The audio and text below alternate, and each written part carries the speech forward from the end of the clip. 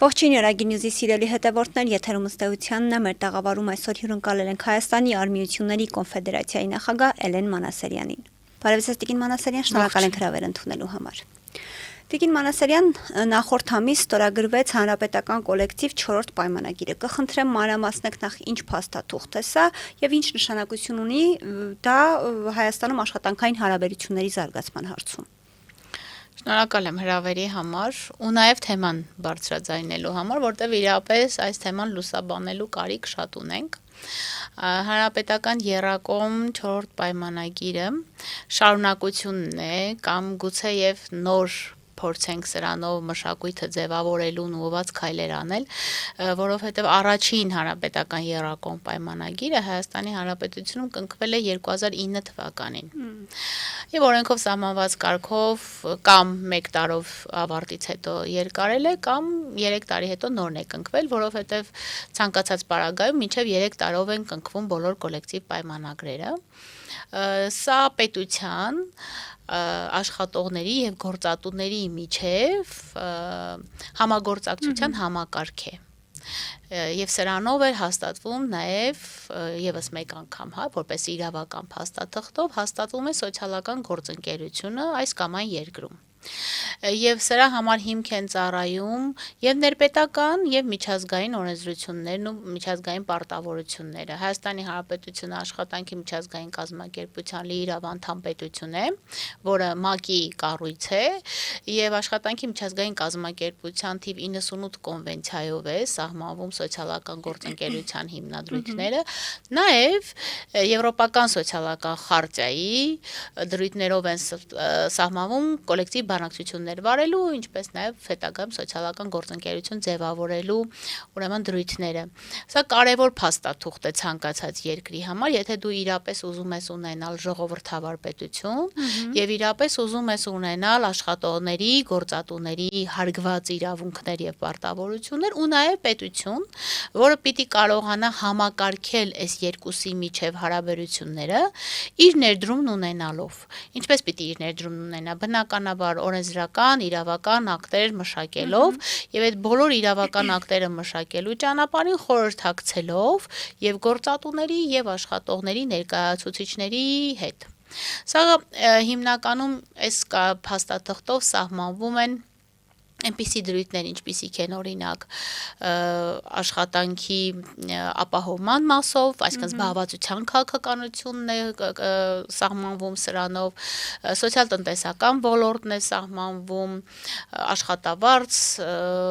առողջ եւ անվտանգ աշխատանքային իրավահարաբերություններին է անպայման անդրադարձ կա։ Սրանք գլուխներ են, որ նախատեսված են հանրապետական կոլեկտիվ պայմանագրում եւ պիտի ասեմ, որ ի տարբերություն նախորդ կոլեկտիվ հանրապետական պայմանագրերի այս կոլեկտիվ պայմանագիրը շատ ավելի երկար է քննարկվել, գրեթե 2 տարի, եւ քննարկվել է գործընկերների հետ աշխատանքային խմբում, որտեղ որ ներկա են եւ արմիությունների եւ գործատուների եւ պետության ներկայացուցիչները, քննարկվել է յուրաքանչյուր նախատեսություն, քննարկվել է յուրաքանչյուր արտահայտություն, որովհետեւ բոլորը հասկանում են, որ սա կարեւոր փաստաթուղթ է։ Բայց մեկ բան է փաստաթուղթ ունենալը, մեկ այլ բան է այդ փաստաթուղթը աշխատեցնելը։ Հիմա մենք այն փուլում ենք, որ պիտի կարողանանք աշխատեցնել այս փաստաթուղթը եւ իրապես բոլոր այն երկրներում, որտեղ այս փաստաթուղթն աշխատում է, այսինքն երբ ասում են փաստաթուղթն աշխատում է, սա նշանակում է սոցիալական գործընկերություն կա։ Բոլոր այդ երկրներում, որտեղ կա այդ սոցիալական գործընկերությունը, իրենք ունեն իրապես հզոր տնտեսություն, նորմալ աշխատանքային իրավահարաբերություններ, չեմ ասում իդեալական, որովհետեւ դրանք երբեք իդեալական չեն լինում, նույնիսկ ամենաիդեալական երկրներում, եթե կան այդպիսիք, եւ սրանով սահմանվում են շատ դրույթներ, որոնք նույնիսկ օրենքում չկան, բայց դրանք բարենպաստ դրույթներ են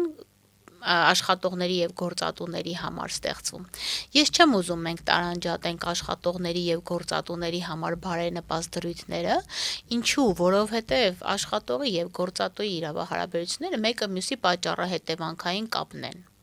Եթե մենք ունենք բավարարված իր աշխատանքով բավարարված աշխատող, մենք ունենք զարգացած բիզնես։ Բիզնեսը երբեք չի կարող զարգանալ, եթե ինքը իր աշխատողին վատ է պահում։ երբեք ինքը միշտ կունենա խնդրեմ, ինքը միշտ կունենա աշխատողի խնդիր, ինքը միշտ կունենա աշխատանքին չնվիրված աշխատող։ Չի լինում այդպես, եւ դու աշխատողին չես հարգում, բայց ինքը տենց անձնվիրաբար աշխատում է։ Առնվազն պիտի մարդը, չգիտեմ, չմտածի իր մասին, եթե մեղմ փորձ է մարտահայտվել։ Այսինքն այս սոցիալական գործընկերություն ասվածը սա մշակույթ է, որը ցանկացած պետության, ժողովրդավար պետության համար կարևոր գործիք է, որպեսզի այս երկու կողմը, որոնք հասարակության ամենակարևոր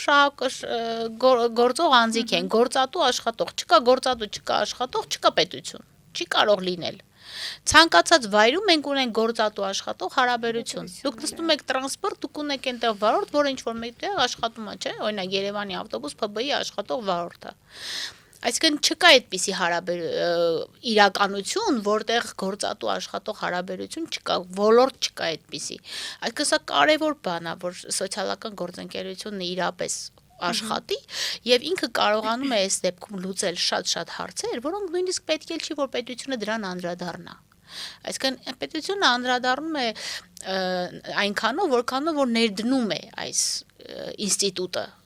աջակցում է, որ այս ինստիտուտն աշխատի։ Իր գործը դա է պետության գործը, որ ինքը հնարավորինս աջակցի, որպեսզի սոցիալական գործընկերությունը աշխատի։ Իսկ ինչպես պիտի աջակցի իր սեփական օրինակով։ Իր սեփական օրինակով, եթե ինքը իր սեփական օրինակով աշխատում է Արմությունների Հանրապետական միության եւ Գործատուների Հանրապետական միության հետ, բնականաբար այս օրինակը իջնում է ներքև, արդեն երկկողմ է լինում։ Գործատու աշխատող արդեն ստացվում է օրինակ ճյուղային ոլորտի Գործատուների միությունը եւ աշխատողների ճյուղային միությունը եւ ոլորտում արդեն սկզբնական կազմակերպությունում Արմությունը եւ Գործատուն։ Այսպես պիտի լինի, այսինքն սրա, այսպես ասած, ծնողը որպես այդպեսին, այնպես ինչպես մենք տանը, չէ, մեր օրինակով դաստիարակում ենք մեր երեխաներին։ Հիմա պետությունը իր օրինակով, իր համագործակցային օրինակով պիտի կարողանա այս ինստիտուտը ներդնել մինչև ամենաներքին, այսպես սկզբնական կազմակերպության մակարդակ։ Եվ սոցիալական գործընկերության հիմնական գործառույթին չէ կոլեկտիվ բանակցությունները, որը մենք ցավոք սրտի շատ կամ չունենք կամ շատ վատ ունենք։ Տեղեր կան, որ ունենք, ցույլ են, տեղեր կան, ընդհանրապես չունենք։ Սա վերաբերում է ոչ թե անհատական միջանձնային հարաբերություններին աշխատանքային իրավահարաբերությունների ոլորտում, այլ կոլեկտիվ։ Այսինքն, եթե մենք խոսում ենք օրինակ տվյալ կազմակերպության ներսում աշխատավարձի ինդեքսացիայի մասին, մենք չենք խոսում կոնկրետ անձի մասին։ Մենք խոսում ենք կոլեկտիվի մասին։ Սա է կոլեկտիվ բանակցությունը։ Եվ որ մենք խոսում ենք տվյալ կազմակերպությունում կամ հանրապետությունում առողջ եւ անվտանգ աշխատանքային հարաբերություններ ունենալու մասին, պայմաններ ունենալու մասին, մենք ոչ թե խոսում ենք կոնկրետ X անձի առողջ եւ անվտանգ աշխատանքային պայմանի մասին, ոչ, մենք խոսում ենք կոլեկտիվի մասին։ Եվ սա շատ կարևոր հանգամանք է, որ մենք կոլեկտիվ ունենանք այդ մտածելակերպը։ Երբ որ RP-ի խնդիրը նաև Էլենի խնդիրն է, որտեվ եթե RP-ի խնդիրը լուծելու համար Էլենը RP-ին չի աջակցում, վաղը Էլենին էլ ունենալու է այդ նույն խնդիրը։ Սա է։ Եվ կոլեկտիվ բանակցությունները հենց դրա համար են, երբ որ հավասար թվականակով գործատուների եւ աշխատողների ներկայացուցիչները նստում են նույն սեղանի շուրջ եւ իրավահավասար նույն հարթությամբ լուծում են այն բոլոր խնդիրները, որը տվյալ կազմակերպության համար խնդիր է այս պահին, օրինակ, հա։ Այսինքն սա հենց այդ մայր փաստաթուղթն է, որից պիտի ծնվեն են փոքրիկ երեխաները, որոնք պիտի լինեն ճյուղային մակարդակում, հետագայում նաև կոլեկտիվ կազմակերպության մակարդակում իրենց ներքին կոլեկտիվ պայմանագրերը, որոնք պիտի սահմանեն առավել բարենպաստ լրույթներ, քան նախատեսված են աշխատանքային օրենսգրքով կամ դրան վերաբերող այլ, ուրեմն, իրավական ակտերով։ Ձեր խոսքում նշեցիք, որ սա նախորդների համեմատ ամենաերկարն է քննարկվել մոտ 2 տարի, որոնք են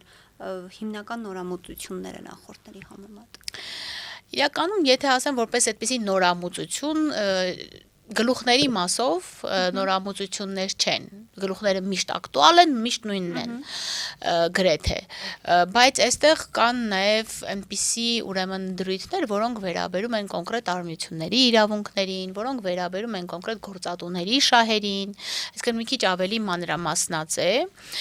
եւ հատկապես որ կողմները հանձնառություն են իրենց վրա վերցրել, պարտավորություններ են իրենց վրա վերցրել մշակելու եւ ներկայացնելու իրավական օրենսդրական նախագծեր, որոնք որ պետք է լուծեն այս կամ այն խնդիրը, հա, կոնկրետ օրինակ, մշտապես մենք խոսում ենք օրինակ աշխատավարձի ինդեքսացիայի եւ այլնի մասին, մենք ունենք իհարկե աշխատանքային օրենսգրքում սրա վերաբերյալ դրույթ, բայց չունենք դրա կարգ։ Նույն կերպ մենք չունենք առողջ եւ անվտանգ աշխատանքային պայմանների վերաբերյալ նորմեր, ոչ բոլոր, այսպես ասեմ, հա, իրավական փաստաթղթով ընդունված համապետական նորմեր մենք չունենք։ Մենք ունենք օրինակ, չգիտեմ, շինարարության ոլորտում, հանքարդյունաբերության ոլորտում առանձին նորմեր կան, բայց համապետական, օրինակ կառավարության որոշումով ընդունված կամ, չգիտեմ, թեկուզ նախարարի հրամանով ընդունված նորմեր մենք այդպիսին չունենք։ Նրանք, որոնք կան, դրանք վաղուց հնացել են, որովհետև դրանք դեռևս խորհրդային միության տարիներին ընդունված նորմեր են եղել եւ իսկ բնական է բոլորս հասկանում ենք, որ կյանքը շատ է փոխվել, այդ թվում նաև աշխատանքային իրավահարաբերությունների համակարգն է փոխվել, մենք հիմա չունենք այն համակարգը, որը ունենք նախկինում, եւ նաև աշխատանքային գործիքներն են փոխվել, միջավայրն է փոխվել, բնական է դրանք այլևս չեն աշխատելու, դրա համար մեծ նորերն են պետք մշակել եւ կարծում եմ, որ եռակողմ հանձնաժողովը, որը շուտով կձևավորվի, որտեվ կնքումից հետո 20 օրվա ընթացքում պետք է ձևավորել եռակողմ հանձնաժողով, այսինքն կառավարության կողմից 5 հոգի եւ 5 փոխարինող, արմիությունների կողմից 5 հոգի, 5 փոխարինող եւ գործատուների կողմից նմանապես, եւ այս հանձնաժողովը շատ անելիք ունի։ Մի կարևոր բան կա եւ ասացի, որ ստորագրելը դեռ ոչինչ է, իհարկե մեծ բան է, բայց դեռ ոչինչ է, եթե փաստաթուղթը չի աշխատելու։ Մեզ պետք է որ եռակողմ հանձնաժողովը հնարավորինս լավ աշխատի եւ իրապես աշխատի եւ կարեւոր է որ հանձնաժողովում լինեն բոլոր կողմերից որոշում կայացնողների մակարդակ, այլ ոչ թե ուղղակի մարդիկ աշխատողներ, որոնք որ որոշում կայացնելու հնարավորություն եւ լիազորություն չունեն։ Եվ ինչպես քննարկման ժամանակ նախարարը շեշտեց, եթե մենք ունենք կամ արտահայտություն փաստաթուղթն աշխատեցնելու, բնականաբար փաստաթուղթը կաշխատի։ Ну համենայն դեպս արմիությունների կողմից ես կարող եմ պատասխանատվությամբ ասել, որ արմիությունները ունեն այդ կամ արտահայտությունը փաստաթուղթն աշխատեցնելու համար։ Իսկ գործատուները այսպես պատրաստական են լիարժեք իրականացնել այդ պայմանագրով ստանձնած պարտավորությունները։ Համենայն դեպս գործատուների հանրապետական միությունը ակտիվ ներգրաված է եղել փաստաթղթի մշակման փուլում եւ իրենք են շահագրգռված եղել, որպիսի փաստաթուղթը լինի եւ հետո նաեւ աշխատի եւ նաեւ կարծում եմ, որ եռակողմ հանձնաժողովում էլ գործատուները կընդգրկեն այնպիսի մարդիկ, որոնք որ իսկապես կոմպետենտ կլինեն եւ բնական է իրենց շահերը առաջ կտան, մենք մերը չմոռանալով մեր ընդհանուր շահը։ Իրապես մեր բոլորի ընդհանուր շահը հզոր պետություն ունենալն է։ Այնպես չի, որ սա իսկապես Կռիլովի առակը չի կարող դառնալ։ Մենք բոլորս ունենք մեկ նպատակ։ Մենք ունենք նպատակ ունենալու այնպիսի պետություն, որտեղ որ աշխատողը իրապես կլինի ինքնաբավ, գործատուն կլինի ինքնաբավ, պետությունն էլ բնականաբար կլինի ավելի լավը։ Սա է մեր նպատակը։ Իրապես էսպիսին է եւ ես սա գործատուների անունից էլ կարող եմ ասել, որտեվ ես իմ գործընկերոջ հետ կապի մեջ լինում եմ եւ մենք ինքներս էլ նաեւ քննարկում ենք։ Իրենց նպատակն էլ է ունենալ լավ պետություն, հզոր պետություն եւ որի մի այսպես ասած հիմնակարն էլ սա է։ Աշխատող գործատու հարաբերությունների առողջ լինելը։ Տիկին Մանասարյան, տևական ժամանակ է Ախթալայի հանքի աշխատակիցները գործադուլ են անում աշխատավարձի եւ նաեւ աշխատանքային պայմանների բարելավման համար, սակայն տնօրինությունը ոչ մի կերպ այսպես հանդիպման չի գնում աշխատակիցների հետ։ Ինչպես է այս փաստը գնահատում։ Նախ սկսենք նրանից, որ Ախթալայի լեռնահարստացման կոմբինատը արհեստակցական կազմակերպություն չունի։ Եվ այդ պատճառով կոմբինատի աշխատողները իրենք գրությամբ դիմել էին Ճյուղային Հանրապետական միությանը հանքագործների, լեռնագործների, այնպես ինչպես նախատեսված է աշխատանքային օրենսգրքով։ Եվ առաջին իսկ ուրեմն այդ ազդակը ստանալուց Ճյուղային միությունը մեկնել է Աղթալա, հանդիպել է հանքափորների հետ, տեղում հասկանալու, թե իրենք ինչ խնդիր ունեն եւ ինչ պահանջներ ունեն։ Բնական է առաջին պահանջը որ պիտի հնչի դա աշխատավարձին է վերաբերում, բայց նաև այնտեղ հենց իրենք հանքափորները տեղեկացրել են, որ իրենց նաև առողջ եւ անվտանգ աշխատանքային պայմանները վատն են, չեն բավարարում եւ երբ ես ինքս նաև տեսա նյութերը, ինքս էլ հասկացա, որ այնտեղ շատ հեռու է բավարար լինելուց։ Նույնիսկ միջակության չի հասնում այնտեղի առողջ եւ անվտանգ աշխատանքային պայմանը։ Գիտեք, ինչ որ մենք խոսում ենք փակ հանքի մասին, եւ մենք չենք ապահովում առողջ եւ անվտանգ աշխատանքային պայման, մենք հանցագործություն ենք գործում։ Որտեւ յուրաքանչյուր անգամ, երբ հանքափորը մտնում է հանք, դու չգիտես ինքը դուրս կգա թե ոչ։ Մենք գործ ունենք մարդու կյանքի հետ, մեծագույն արժեքի հետ։ Եվ լինել անտարբեր այդ դեպքում առողջ եւ անվտանգ աշխատանքային պայման ապահովելու մասին, սա հանցագործություն է։ Այնպես որ այս առումով, այո, այնտեղ խնդիրը մեծ է ու շատ։ Այն որ գործատուն այստեղ անարձագանք է թողնում աշխատողների պահանջը, շատ վատ է իհարկե։ Պիտի ասեմ, որ Ճյուղային միությունը դեռ հենց այդ առաջին այցի ժամանակ նույնիսկ գրությամբ դիմել էր գործատուին, առաջարկելով հանդիպել, կոլեկտիվ բանակցություններ ունենալ, խոսել, հասկանալ, օրակարգը ձևավորել,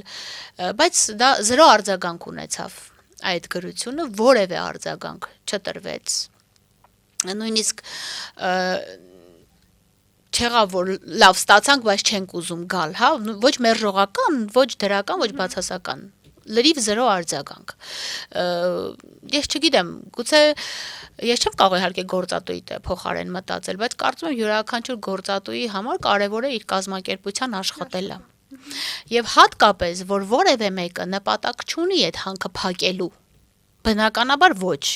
որովհետև բոլորը հասկանում են, որ հանքի աշխատանքից կախված է նաև աշխատողների բարեկեցությունը, որևէ մեկը չի կարող մտածել ընդհանրապես հանքը փակելու մասին, դա աբսուրդ գաղափար կարող է լինել, բայց չի կարելի մարդկանց կյանքի հաշվին աշխատեցնել հանքը, ինքը պիտի ապահովի մարդկանց համար պայման, բացի աշխատավարձից, պիտի նաև կյանքի համար անվտանգ լինի։ Եվ այստեղ շատ կարևոր մի այլ հանգամանք, որ ոչ միայն գործատուն է անարձագանք թողել սա, բայց ես նաև չեմ տեսնում հասարակության արձագանքը այս հարցին, մամուլի արձագանքը այս հարցին, որը շատ աղքատիկ է, շատ։ Կարծես թե արմիությունների համար մի քիչ դեժավյուոտ է, որովհետև անցյալ տարել այս օրերին, արդեն այս օրերին վերջացավ, փետրվարի 10-ին սկսեցին աշխատել, բայց դեժավյուի նման է, հա, էլի նորից մենք ունենք այսպիսի իրավիճակ, բայց եթե համեմատելու լինենք, անձեն աչքով անհամեմատելի է նախորդ տարվա արձագանքը եւ այս տարվա արձագանքը, ինչ է, այս մարդիկ աշխատող չեն եւ նույն Հայաստանի Հանրապետության քաղաքացին չեն եւ ունեն նույն իրավունքները չունեն, չէ որ ունեն։ Եվ ասեմ ավելին, որ թե կոնֆեդերացիան, թե Ճյուղային միությունը բավական շատ ինֆորմացիա տարածել է, այդ թվում նաև ուղարկել է, հա, տարբեր լրատվամիջոցների եւ սրա մասին փորձել ենք խոսել եւ այլն, բայց աղքատիկ է արձագանքը, այդ թվում լրատվամիջոցների մամուլի, հա, ասենք 4 իշխանության կողմից արձագանքը աղքատ է։ Բայց իրական այնպես չի, որ Աղթալան մերը չէ ու այնտեղ մեր քաղաքացիները չեն ապրում, լեռներում ծավալած մի քաղաք, որտեղ իրապես մեծ խնդիր ունեն։ Եվ ասել, որ ընդամենը 52 հոգի են այնտեղ կանգնել, 450 մարդ է աշխատում Աղթալայում, թող մի քիչ ավել կամ պակաս լինի, բայց մի ամբողջ արտադրամաս, որը պիտի ապահովի հանքի գործունեությունը հիմնական, որտեղ ինքն է հումքը մատակարարողը, հենց ինքն էլ հենց գործադուլ է անում։ Եվ պետք է սա ահագնացող լինի, հետո ինչ որ ինքը առաջին հարկատուն կամ երկրորդ կամ չորրորդ հարկատուն չէ։ Սա չի նշանակում, որ ինքը ավելի նվազ կարևորություն ունի։ Մենք մարդկանց մասին ենք խոսում։ Մարդիկ, ովքեր որ այդ փոքրիկ քաղաքում պահում են ընտանիք եւ քաղաքի բարօրությունն են նաեւ ապահովում, չէ՞ որ իրենք ընտանիքներ ունեն, նրանք էլ են այդ անձեր են։ Այդ 1800 հոգու միստվար զանգվածը այնտեղ է փաստորեն, այնտեղից է ստանում իր ապրուստի միջոցը։ Եվ բնականաբար հանքը փակելը ոչ մեկի շահերից չի բխում, այդ թվում արմյության շահերից եւ իմ շահից էլ չի բխում բնականաբար, եւ մենք երբեք չենք հորդորել հանքը փակել։ Դա չի կարելի նման բան տույլ տալ ուղակի, բայց չի էլ կարելի մարդկանց կյանքի հաշվին աշխատեցնել։ Գործատուի կողմից փաստացի խախտվել են իրավունքները աշխատողների, բայց չի ընդունում դա գործատուն։ Ես չգիտեմ գործատուն ընդունում է թե չի ընդունում, որտեղ ինքը ընդհանրապես ոչինչ չի ասում։ Ինչի կարող է հանգեցնել այս շարունակական Սա սոցիալական աղետ է։ Սա սոցիալական աղետ է, որին պիտի բնականաբար արձագանք տվի։ Փառք Աստծո, երբ մենք դիմեցինք ուրեմն վարչապետին, անմիջապես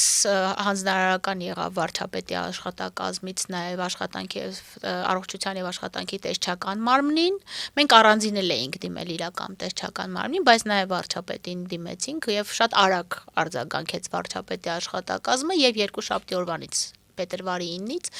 այնտեղ տեսչական ստուգումներ են իրականացվում։ Չգիտեմ ինչպիսին կլինի իհարկե տեսչական մարմնի եզրակացությունը, կծանոթանանք երբ ավարտվեն ստուգումները, կհասկանանք թե արդյոք արձանագրեց տեսչական մարմինը ինչ որ խախտում կամ ինչ խախտումներ արձանագրեց եւ ինչ կարգադրագրեր տվեց։ Սրանից հետո բնականաբար կհասկանանք թե հետագա քայլերն ինչպիսին պիտի լինեն, բայց ամեն դեպքում երեկել ուրեմն երեք չառաջորդ էլ ճյուղայնության նախագահան եղել է այնտեղ աշխատողների կողքին եւ եւս մեկ գրություն է ուղարկվել գործատուին նրանց կողմից առաջարկելով նախ ներկայացնելով եւս մեկ անգամ իրենց պահանջները եւ առաջարկելով ստեղծելու հաշտեցման հանձնաժողով որտեղ ճյուղային միությունը առաջարկում է ստեղծել հաշտեցման հանձնաժողով, որպեսզի այս խնդրին հանգուցալուծում տրվի։ Չի կարող ինքը անմեջ այսպես լինի։ Նախ ասեմ, որ Հայաստանի Հանրապետությունում ամեն երկրորդ մարդը հանքափոր չէ։ Սա կոնկրետ մասնագիտություն է։ Դուք չեք կարող ամեն մեկին տանել, ասել մտի հանք եւ հանքանյութ անի։ Դա չի կարող այդպեսի լինի։ Այո, եղել էր եւ այդ արդյոք կա այսօր հնդիկ աշխատող այնտեղ։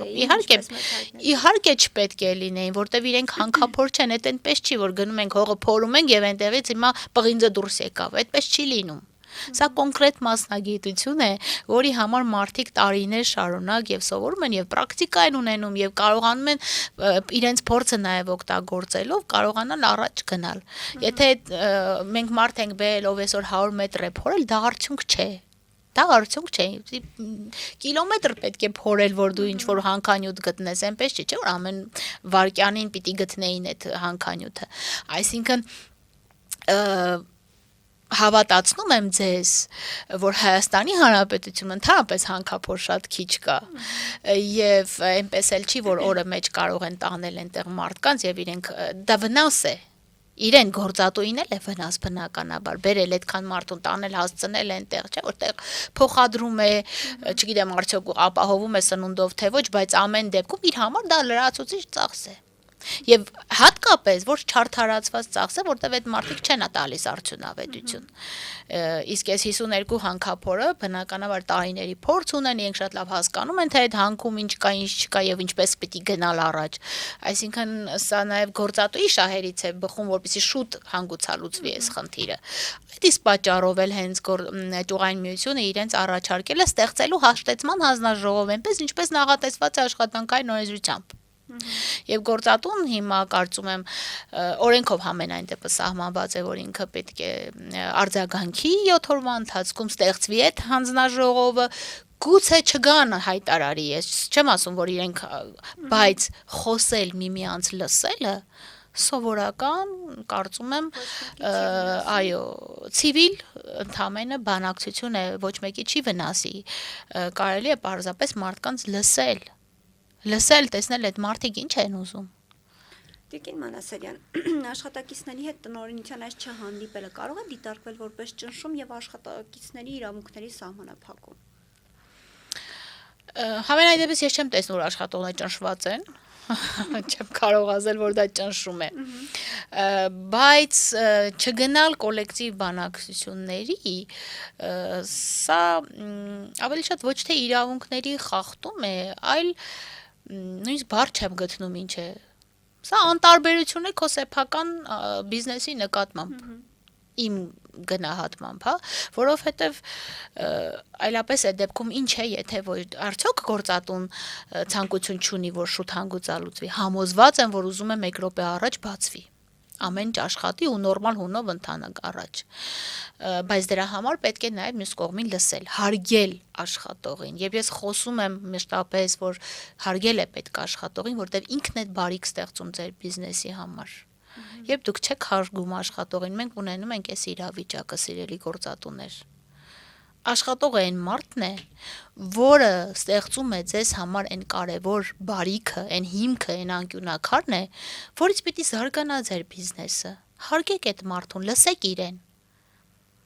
Այս իրավիճակում բացի հաշտեցման հանձնաժողով ստեղծելուց ինչ մեխանիզմներ կարող են լինել, որ հանգուցալուծվի խնդիրի վերջո։ Նու այս պահին դա է, հանգուցալուծման համար պիտի լսել իրար, ուրիշ բան չկա, պիտի խոսենք, հիմա որ դուք ինձանից նեղանաք գնաք, ես չիմանամ ինչի եք նեղացել, մենք ի վերջո կխոսենք իրար հետ, կբարիշենք, չէ, չեք հաշտվի,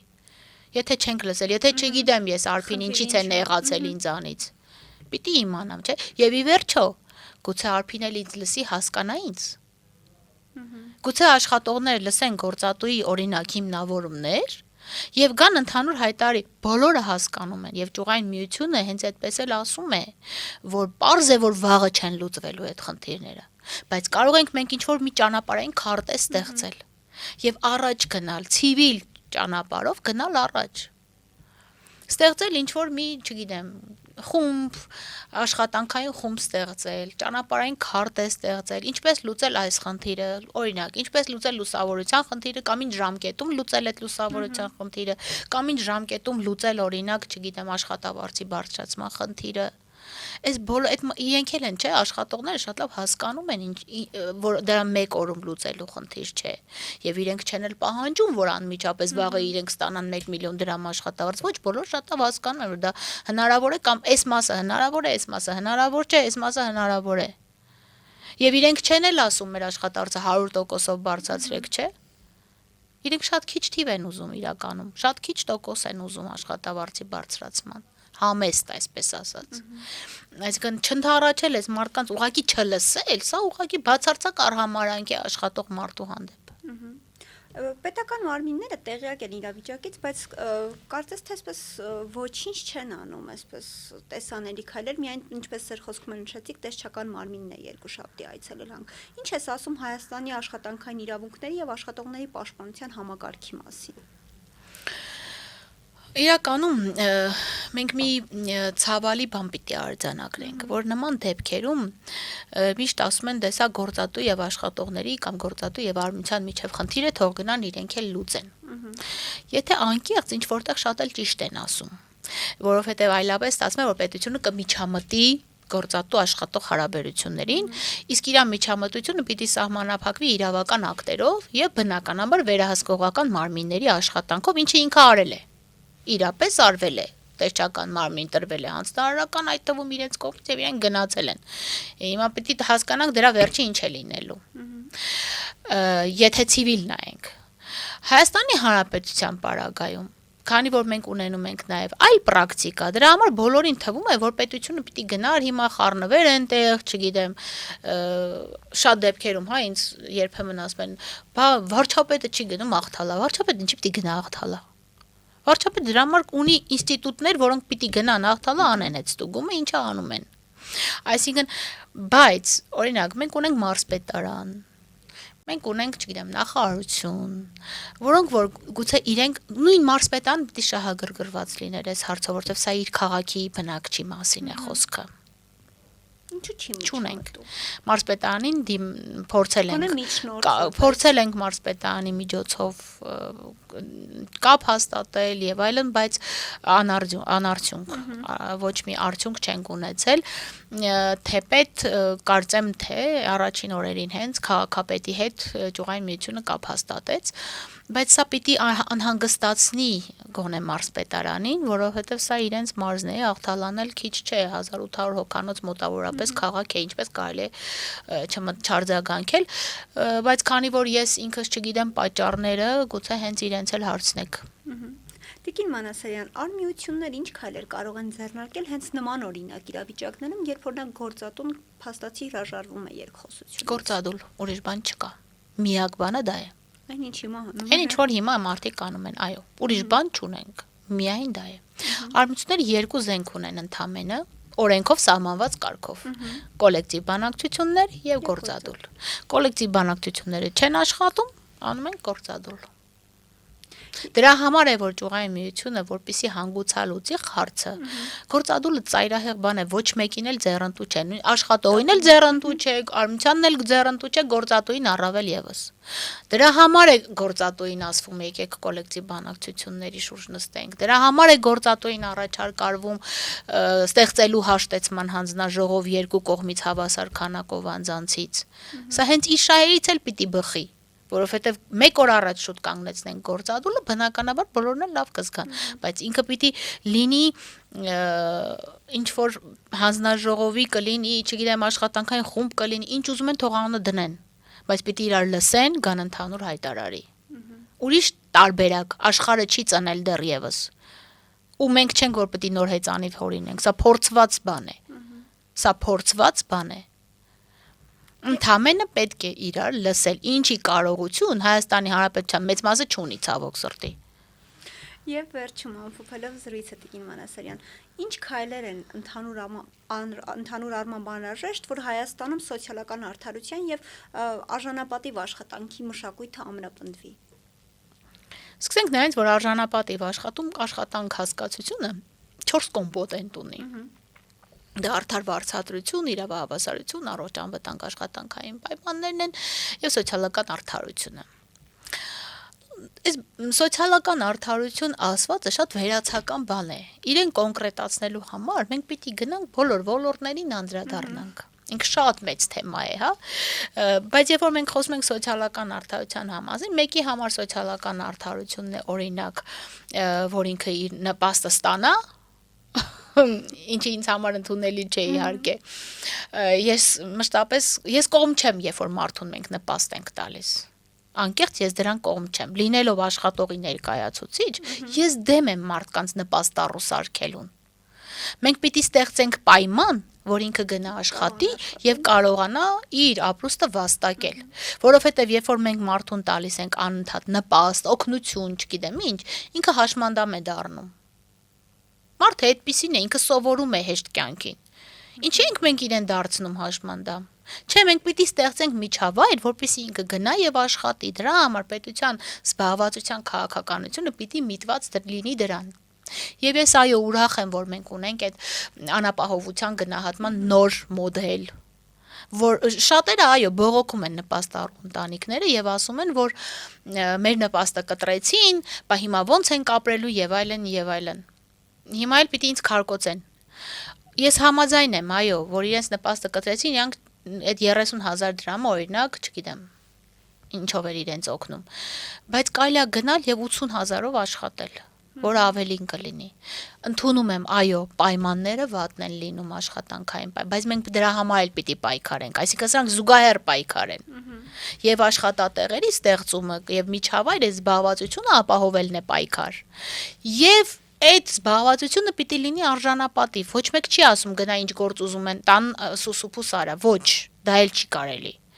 Այ հիմա տեսեք մարդիկ բողոքում են ու իրենք ճիշտ են անում, չպետք է համակերպվել խախտված իրավունքների հետ, պետք է խոսել դրա մասին ու պետք է բարձրաձայնել դրանք։ Բայց նստել կներեք բազմոցին ու ասել, որ իմ նպաստը կտրել են, ես դրան դեմ եմ։ Եթե դու առողջ ես, աշխատունակ ես, դու պիտի աշխատես, ու դու չպիտի սպասես, որ պետությունը օրինապահարկատուն քեզ պիտի նպաստ տա։ Բայց փաստացի այդքան էլ հանուն արդարության հեշտ չի աշխատանք գտնել, մանավանդ այդ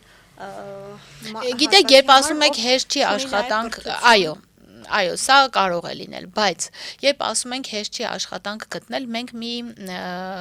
կազուսային իրավիճակ ունենք Հայաստանի Հանրապետությունում։ Մենք մի կողմից ունենք աշխատատեղերի պակաս, մյուս կողմից ունենք աշխատողների պահանջարկ։ Սրանք այս բալանս չկա, հա, այս մասով։ Երկուսն էլ շատ են իմիջայլոց, եւ նրա տոկոսային հարաբերությունն է շատ, եւ սրա տոկոսային հարաբերությունն է շատ։ Այսինքն, եթե օրինակ մարդ կա, որը իրավաբան է եւ ինքը ասում է, որ ես գործ չունեմ, ուրեմն պետք չէր լինել իրավաբան։ Պետք չի ունենալ դիպլոմի համար։ Պետք է լինել, չգիտեմ, այնպիսի մասնագիտություն ընտրել, որը շուկայում պահանջարկ ունի։ Եվ որ բոլորս մոդայի հետևից ենք ընկնում, դառնում ենք ֆինանսիստ, հաշվապահ, իրավաբան, հետո մենք զբաղեցնում ենք այդ գործազուրկների բանակի մեջ մեր տեղը եւ ասում ենք, որ աշխատանք չկա։ Չէ, այսօր միջին մասնագիտական կրթություն ունեցող մարդկանց մեծ պահանջարկ ունի շուկան։ Իրապես ունի, գիտեք, գործատուների շատ գործատուներ խառատի պահանջարկ ունեն, չգիտեմ, զոդողի պահանջարկ, հանքափորի պահանջարկ ունեն, բայց չունենք։ Այդ աշխատողը չունենք։ Դրա համար, երբ որ մենք ասում ենք աշխատատեղ չկա, ես վերապահումով եմ դրան վերաբերում։ Իսկ արդյոք դու փորձել ես այդ աշխատաշուկայում հարմարվել պահանջվող մասնագիտություններին։ Հետո ասել աշխատատեղ չկա։ Այո, միշտ չի որ աշխատատեղը լավն է, դու պիտի ընտրես։ Վատն է մի գնա, քեզ չեն ասում գնա։ Այո, մենք մի կողմից եւ ես համ սա եմ ասում եւ այո ասում եմ այո քո աշխատանքը չպիտի լինի վտանգավոր եւ քո առողջությունը վնասող։ Չպիտի սուպերմարկետում գանձապահը միշտ նստած լինի։ Չպիտի խանութում հսկիչը միշտ կանգնած լինի, որտեղ ինքը վաղը կունենա վարիկոզային հիվանդություն, նա կունենա ողնաշարային հիվանդություն։ Այսինքն սրանց էլ է պետք ուշադրություն դարձնել, այո, պետքա սրա մասին էլ խոսել։ Այսօր հանքափորն է խոսում վտանգավոր աշխատանք, եկեք գնանք սուպերմարկետ մտնենք, ցանկացած մեկը։ Դուք կտեսնեք, թե ինչքան անառողջ աշխատանքային միջավայրում են այդ մարդիկ աշխատում։ Որտեղ են ճաշում, տեսել եք։ Ընդհանրապես ընդմիջում անում են, ունեն 1 ժամյա ընդմիջման հնարավորություն։ Սպասարկման ոլորտում համատարած խախտվում են այդ իրավունքները։ Շինարարության ոլորտ գնացեք։ Քանի դեպք ունենք մահվան ելքով այդ թվում։ Այսինքն չկա ոլորտ, որտեղ չկա խնդրեմ։ Եվ աշխատանքային օրենսդրությամբ սահմանված բոլոր իրավունքները խախտվում են ամեն քայլափոխին։ Պարզապես միտեղ դրա մասին շատ են խոսում, միտեղ գերադասում են լռել, միտեղ էլ քիչ են խոսում դրա մասին։ Բայց մենք պիտի նաև կարողանանք սրանց մասին անդադ խոսել, լուսաբանել, արձագանքել, որտեվ եթե չենք արձագանքում, եթե լռում ենք սրա մասին, մենք ուղղակի ջուր ենք լցնում այն ջրաղացին, որտեղ անդադ պիտի խախտվեն այդ իրավունքները։ Մենք սնում ենք դա։ Այդ արատավոր երևույթը սնում ենք։ Ոչ մեկ չի ասում, որ տնտեսությանը մենք պիտի վնաս տանք, ոչ, իհարկե ոչ։ Մենք պիտի դրանով էլ նպաստենք պետության զարգացմանը։ Մենք պիտի դրանով էլ նպաստենք, որպեսզի մենք ունենանք ուժեղ տնտեսություն, որտեղ ցանկացած աշխատող հասկանում է, որ եթե պետությունը ունի լավ տնտեսություն, իր համար ավելի լավ պայմաններ են լինում բնականաբար։ Բայց այդ բիզնեսն էլ պիտի դա հասկանա, որ ինքը պիտի հարգի իր աշխատողին, որտեղ ցանկացած աշխատող արժեք է։ Շնորհակալ եմ Տիկին Մանասարյան հետաքրքիր զրույցի համար։ Իմ հյուրներ Հայաստանի Արհմիությունների կոնֆեդերացիայի նախագահ Էլեն Մանասարյանը։ Կհանդիպենք։